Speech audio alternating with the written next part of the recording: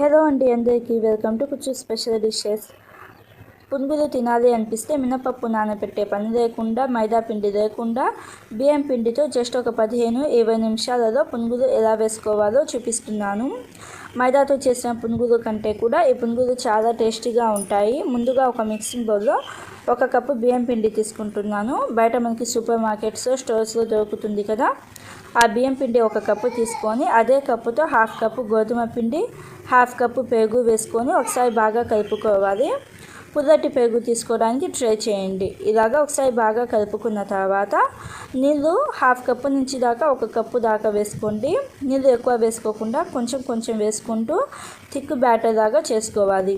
ఉండలు లేకుండా ఇలాగ పిండి బాగా కలుపుకున్న తర్వాత ఉప్మా రవ్వ ఒక 3 టీ స్పూన్లు వేసుకోండి. ఉప్మా రవ్వ 3 టీ స్పూన్లు వేసుకొని ఒకసారి బాగా కలుపుకొని పైన మూత పెట్టేసి 15-20 నిమిషాల పాటు పక్కన పెట్టుకోవాలి. మీ దగ్గర టైం లేకపోతే అట్లీస్ట్ ఒక 5 నిమిషాలైనా సరే పక్కన పెట్టుకోండి.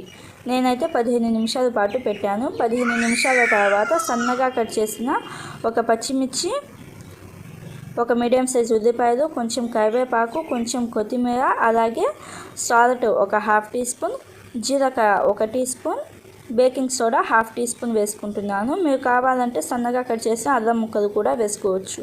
ఇలాగా బేకింగ్ సోడా ఒక 1/2 టీ స్పూన్ వేసుకొని నీళ్ళు ఒక 2 టీ స్పూన్లు వేసుకొని పిండిని ఒక 2-3 నిమిషాల పాటు బాగా కలుపుకోవాలి. ఇలాగా ఒక 2-3 నిమిషాల పాటు పిండిని బాగా కలుపుకున్న తర్వాత పిండి కన్సిస్టెన్సీ అనేది చూసుకోండి. నాకైతే పిండి కొంచెం జారుతా అనిపిస్తుంది. అందుకని నేను పిండి కన్సిస్టెన్సీ అడ్జస్ట్ చేసుకోవడానికి గోధుమ పిండి 2 టీ స్పూన్లు, అలాగే బియ్యం పిండి 1 టీ స్పూన్ వేసుకుంటున్నాను.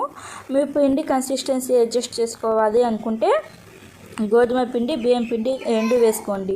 ఇలాగ పిండి వేసుకొని ఒక 2-3 నిమిషాల పాటు బాగా కలుపుకుంటే పునుగుల కోసం పిండి అయితే రెడీ అయిపోయింది.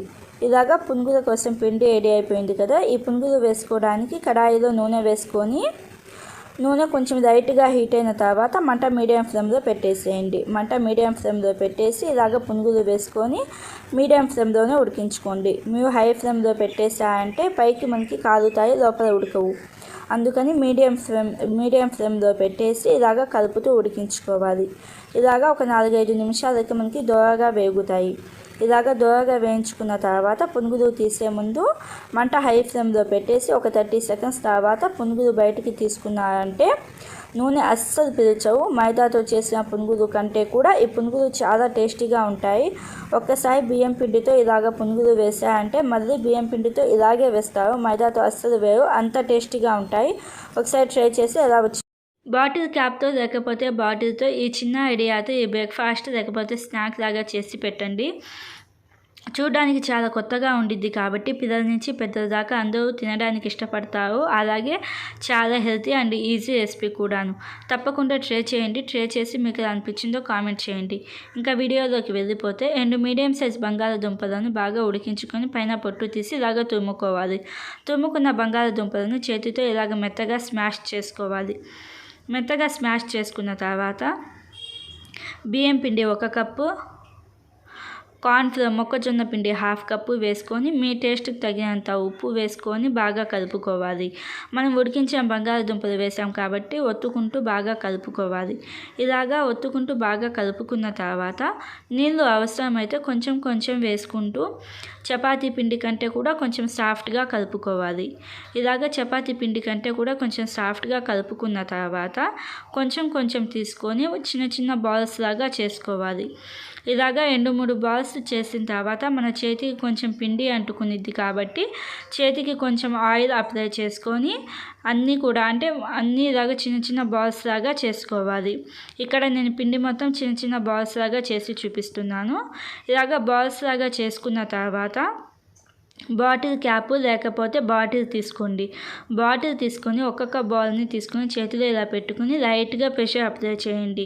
లైట్గా ప్రెషర్ అప్లై చేస్తే మనకి ఒక షేప్ అనేది రెడీ అయిపోతుంది. మిగిలిన బాల్స్ని కూడా ఒక్కొక్కటి తీసుకొని ఇలాగ లైట్గా ప్రెషర్ అప్లై చేయండి బాటిల్ క్యాప్తో. ఇలాగ బాటిల్ క్యాప్తో అప్లై చేస్తే మనకు ఒక కొత్త వెరైటీ షేప్స్ అనేవి రెడీ అయిపోతాయి.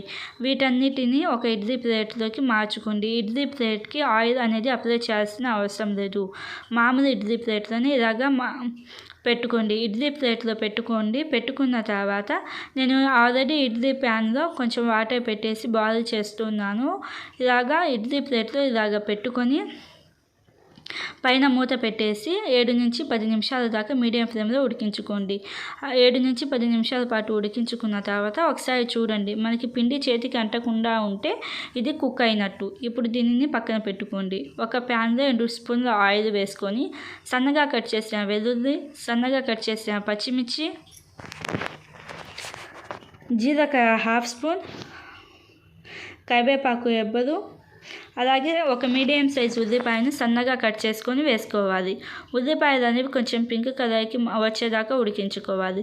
పింక్ కలర్కి వచ్చిన తర్వాత అల్లం వెల్లుల్లి పేస్ట్ ఒక 1/2 స్పూన్ లేకపోతే 1 స్పూన్ వేసి పచ్చివాసన పోయేదాకా ఉడికించుకోవాలి.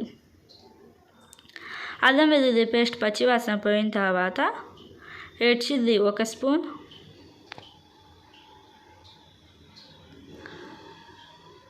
ధనియాల పొడి 1 స్పూన్, గరం మసాలా 1/2 స్పూన్, మీ టేస్ట్కి తగినంత ఉప్పు, పసుపు 1/2 స్పూన్ వేసి ఒక 30 సెకండ్స్ పాటు జస్ట్ అలాగా కలుపుకోండి. 30 సెకండ్స్ పాటు కలుపుకున్న తర్వాత ఒక చిన్న టమోటాను చిన్న చిన్న పీసెస్గా కట్ చేసుకొని వేసుకోవాలి. ఇలాగా టమోటా వేసిన తర్వాత టమోటాలు అనేవి సెమీ సాఫ్ట్గా అయ్యేదాకా ఉడికించుకోవాలి.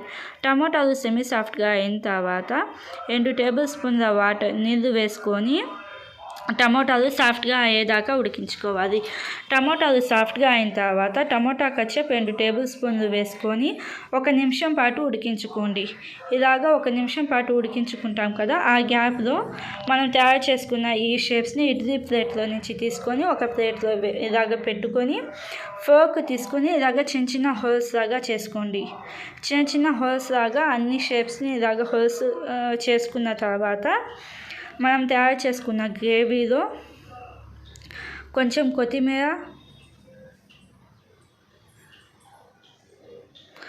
కొత్తిమీర వేసి మనం హోల్స్ చేసాం కదా ఆ బియ్యం పిండి షేప్స్ వాటిని కూడా వేయండి. వేసిన తర్వాత 2-3 నిమిషాల పాటు బాగా కలుపుకోండి. ఇలాగ 2-3 నిమిషాల పాటు బాగా కలుపుకున్న తర్వాత సాల్ట్ చూసుకోండి. ఒకసారి సాల్ట్ అవసరమైతే కొంచెం సాల్ట్ వేసి మళ్ళీ ఒకసారి బాగా కలుపుకొని మూత పెట్టేసి 2-3 నిమిషాల పాటు ఉడికించుకోండి. ఇలాగ 2-3 నిమిషాల పాటు ఉడికించుకోవడం వలన ఈ మసాలాలు అనేవి మనం ఫోర్క్తో కొంచెం హోల్స్ చేసాం కదా వాటిలోకి వెళ్ళి జ్యూసీగా ఉండిద్ది. అంతేనండి, simple and easy snack recipe అయితే రెడీ అయిపోయింది. ఒకసారి తప్పకుండా ట్రై చేయండి. ట్రై చేసి మీకు ఎలా అనిపించిందో కామెంట్ చేయండి. Thank you for watching.